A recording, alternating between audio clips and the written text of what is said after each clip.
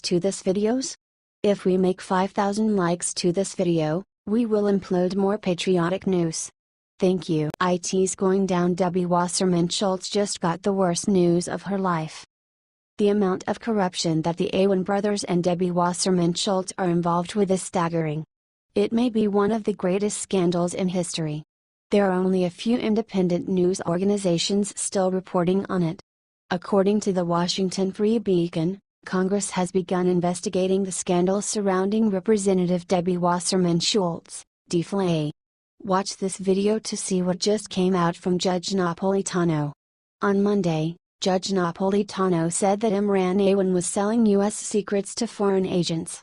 Judge Napolitano, he was arrested for some financial crime. That's the tip of the iceberg.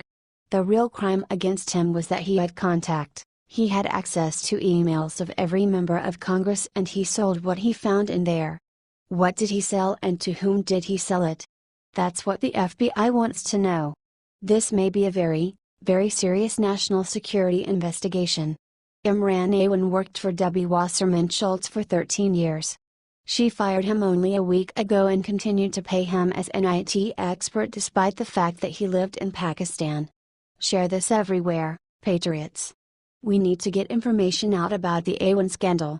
This scandal could take down the dirty Republicans and the damn Democrats. Get this out there right away.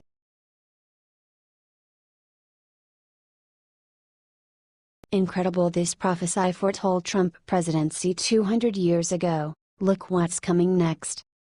Someone has located a book, written in the 19th century, that appears to foreshadow much of Donald Trump's rise to the presidency.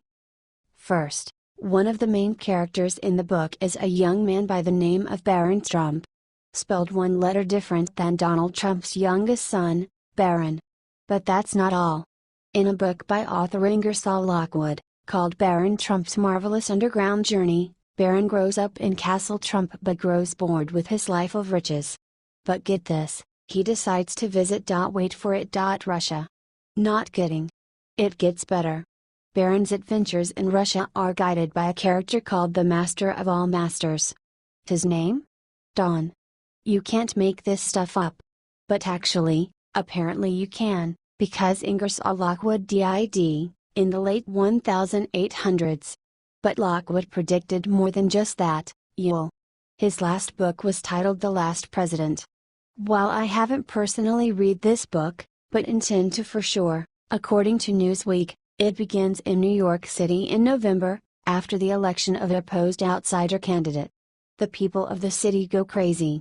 But get this, Newsweek quotes the book, saying, "The Fifth Avenue Hotel would be the first to feel the fury of the mob." The novel continues, citing an address in New York City where Trump Tower now stands. Would the troops be in time to save it? Just as a reminder of the real win, now I'm kind of freaked out by that, y'all. That's pretty creepy. Did an author, psychic predict President Trump? Please share this with all your friends. They aren't going to believe it. Do you? H/Teen.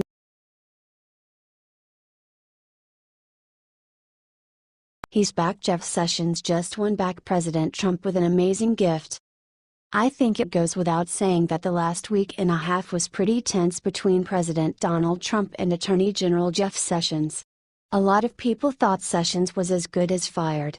Well, with some hard work and changing of priorities, it looks like AG Sessions might have finally won back the president with this genius present. Jeff Sessions will launch a huge campaign to find and punish the White House leakers.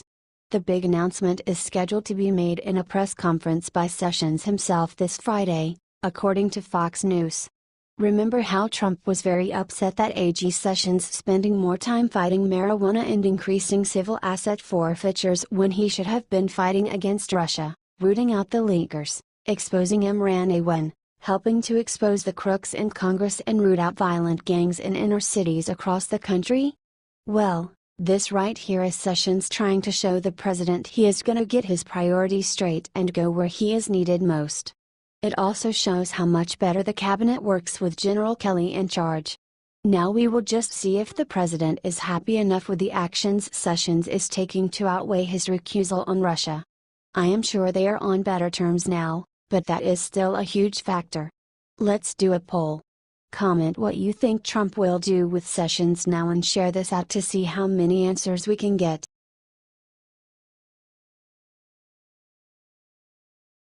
Ivanka Trump just said one word about new Chief of Staff General Kelly that shocked everyone.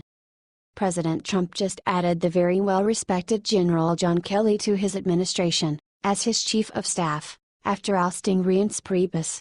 General Kelly is expected to bring discipline and order to the White House, and many are talking about what that might mean to those who have direct contact with the president, like his own daughter, Ivanka Trump. White House Press Secretary Sarah Huckabee Sanders told reporters on Monday that Kelly had full authority and that all staff will report to him. But what does that mean to Ivanka? Is she considered staff within the meaning of what Sarah Sanders announced? Here's what she had to say, alongside. What does that mean? It does not imply that she intends to be beneath, or under him, does it? I don't know for sure, and time will tell. What I do know is that Ivanka is smart and competent, and I imagine that everyone in the White House, including the President and General Kelly, respect her greatly. What do you think? Comment and share if you are happy with what's happening in the White House. H/T Briette Bart.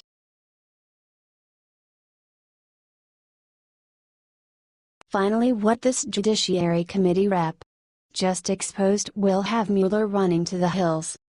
Representative Trent Franks, RS, has finally had enough of Special Counsel Robert Mueller's obvious conflicts of interest and has called for him to step down, according to Fox News. Representative Trent Franks, who sits on the House Judiciary Committee, said this in a statement on Tuesday. Bob Mueller is in clear violation of federal code and must resign to maintain the integrity of the investigation into alleged Russian ties. Those who worked under them have attested he and Jim Comey possess a close friendship, and they have delivered on the record statements effusing praise of one another.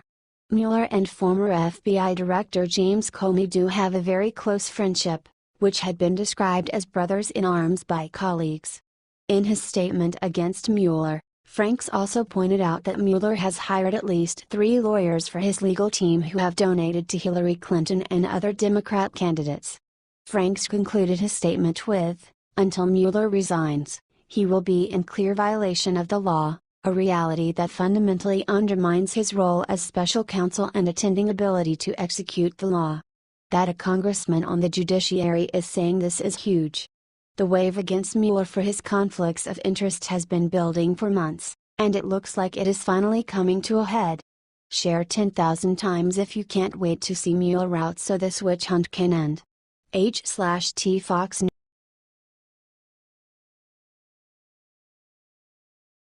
Kapa.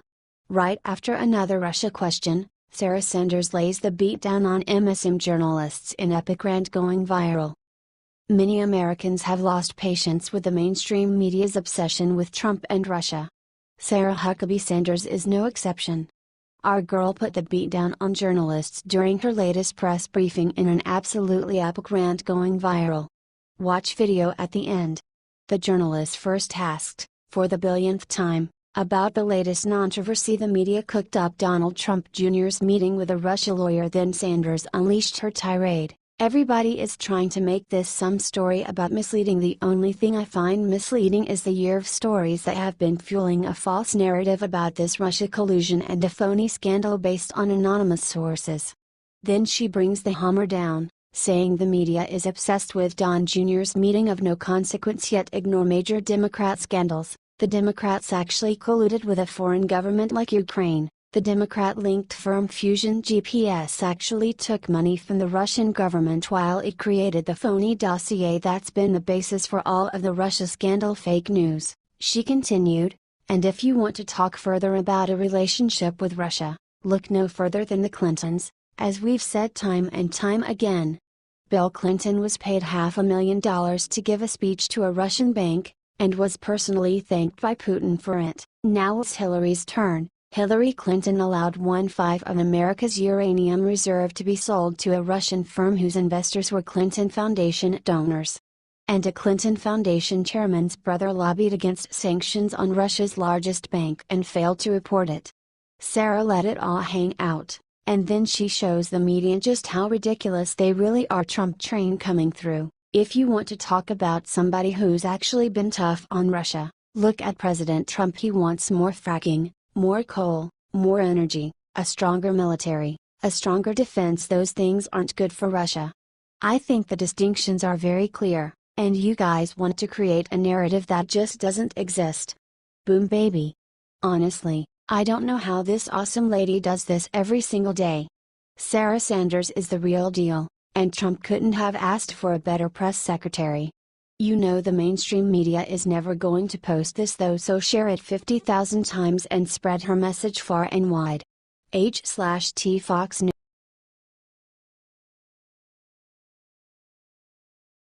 Jobs galore. Trump just made massive jobs announcement that will drive Dems insane.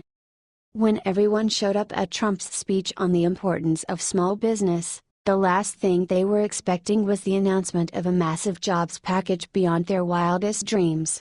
Welp, leave it to President Trump to make the impossible, possible.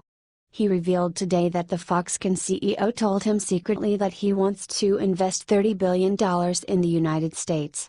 In case you didn't know, Foxconn is the company that Apple pays to make your iPhones in China.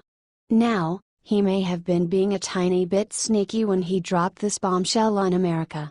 After all, he told the crowd, he told me off the record, he thinks he may go $30 billion, but he told me that off the record, so I promised I wouldn't tell anyone. That's called big business, by the way. The funny thing is, just last week Trump revealed that Tim Cook from Apple told Trump off the record that he was gonna build 3 new plants in America. It took him long enough. Honestly, China has made pretty much all of the world's smartphones for a decade while Apple hoards cash and pays a measly 18.3% in taxes. As a California company, they should be at a nearly 50% tax rate between their federal and state taxes, so thank you again, President Trump, for helping to give this country the jobs we need to make us great again and not reliant on China.